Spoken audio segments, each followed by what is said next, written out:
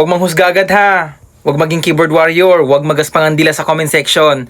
Huwag tayo mag-judges muna. Panoorin natin yung video para explain ko sa inyo.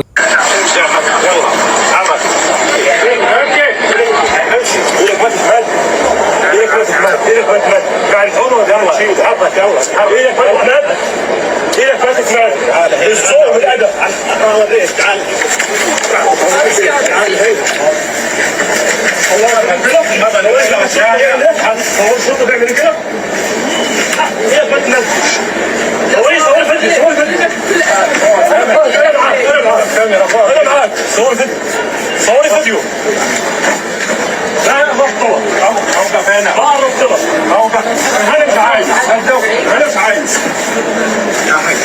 هذا الصورية هذا الشرط جاي بيهدوا العمر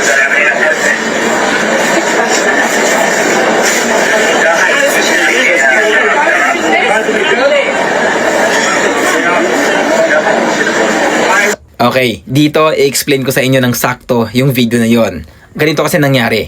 Yung pulis, hinila niya yung babae. Sabi niya, "Miss, umalis na kayo dito."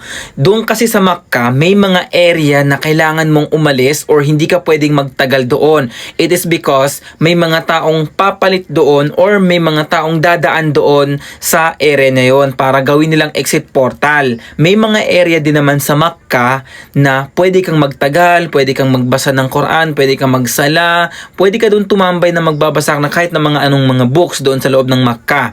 Hindi rin kasi natin pwedeng sabihin na mali lahat ng pulis dahil nanghila siya, nangharas siya doon sa loob ng Makkah.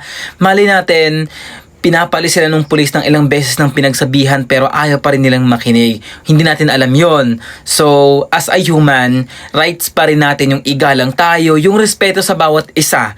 So, dun sa Makkah kasi, bawal kang mag-video ng anong mga senaryo na may mga harassment, may mga pagtatalo, hindi pwedeng videohan yon without consent. So, ito na nga, ang mali talaga nung Egyptian na yun, nung lalaki, is gusto niyang videohan yung moment na hinaharas daw siya or tinutulak siya ng pulis. Well, wala tayong rights na sabihin nating bawal yun or tama yung ginawa niya.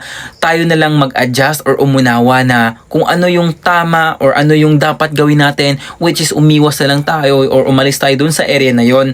Kung alam naman nating pinapaalis tayo or hindi tayo pwedeng magtagal doon. So, ang gawin na lang natin, huwag tayong maging pasaway kapag gagawa tayo ng pagsasala or pagdadasal sa loob ng Makkah. Ang Makkah ay napakasagrado. Hindi lang para content, hindi lang para mangharas ng tao or anuman dyan. Ang ginagawa sa loob ng Makkah is mag-pray, magdasal, humingi ng kapatawaran sa Allah, manalangin sa Allah. Yun yung dapat gagawin doon. Well, hindi kasi natin masisisi yung emotions nung Egyptian na yun, lalong-lalo yung babaeng hinila. Bawat tao may kanya-kanyang mga emotions. So, hindi natin pwedeng husgahan yung mga emotions nila. Wala tayong karapatan na magsabi mali nung pulis. Wala tayong karapatan magsabi na mali nung babae kasi baka pasaway sila or pinapali sila ay nung umalis. Mali nung Egyptian, baka pinapaalis sila doon, ayaw din nilang maniwala, ayaw nilang makinig.